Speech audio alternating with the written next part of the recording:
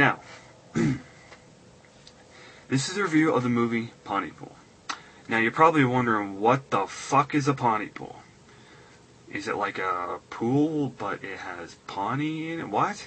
No, PontyPool is a small, I'm not even going to say it's a town. It's like a fucking village in southern Ontario. Yes, this is a Canadian zombie movie, and there's not many times I can say that one. But seriously, don't turn the video off yet. Give me a chance to explain. Because it's probably the most unique, original zombie movie I have ever seen. And it breathes fresh life into a genre that needs it. Trust, it needs it. Come on. Now, let me read the synopsis here. Bruce McDonald teams up with author Tony Burgess to adapt Burgess' own novel about a small town village in the grip of mysterious frenzy. It may be Valentine's Day, but for caustic radio personality Grant Mazzy, played by McHattie, who does an amazing job, by the way, that's just another reason to be miserable. Yeah, tell me about it. Mazzy used to be a certified radio superstar, but working in PontyPool is a far shot from working in the big city. Today, however, as Mazzy prepares for his regular routine of reading the weather, updating school closings, and pleading his case for a little on-air controversy with producer Sydney Bryer, also another awesome job, played by Lisa Houle, I think her name is, the appearance of an unsuspected figure signals the beginning of a disturbing phenomenon in a small town of PontyPool. Heading to work with Mazzy is nearly run over by a distraught woman who seems to have lost grip on reality. Later reports of a shootout between provincial police and a group of local ice fishers are made even more bizarre by the revelation that they were all screaming gibberish, running around nude, and missing body parts. Sounds like Church Street in downtown Toronto. By the time a riot breaks out in Dr. Mendez's office, it's obvious to Mazzy that the residents of PontyPool are suffering from a strange form of contagious dementia.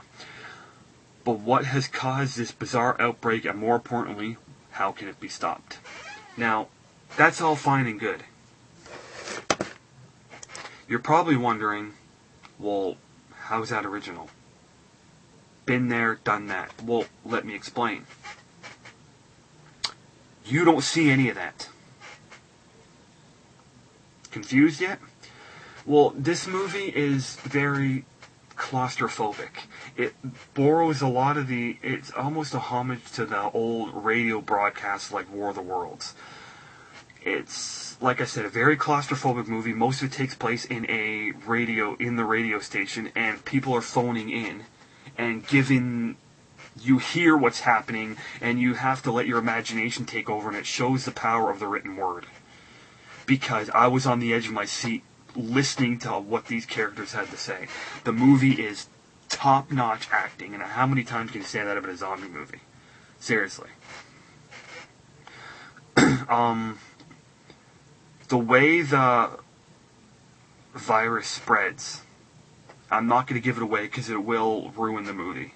But the way it spreads is the most unique, thought-out, brilliant idea I've ever seen, and it's very original and unique. You won't expect it.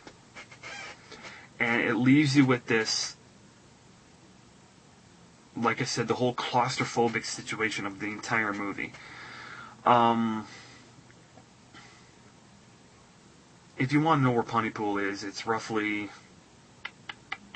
I don't know, hour and a half northeast of Toronto, if that gives an idea. Excuse me. This movie's not for everybody. Like, what's the score on IMDb right now? Probably not that good. 6.7? No, that's not. 6.7. So, it's not for everybody. And I'm doing this review, hopefully that people haven't seen it will give it a chance. Because it's a movie that most people have never heard of, unless you're a real fan of the zombie movie genre and are scoping it out. If you're looking for a total, over-the-top bloodbath like Brain Dead, stay away. because it's not for you. But if you're looking for a unique, claustrophobic, psychological, that to throw back to old radio broadcasts like World of Worlds, like I love listening to that shit, then give this movie a chance, because you will not be disappointed.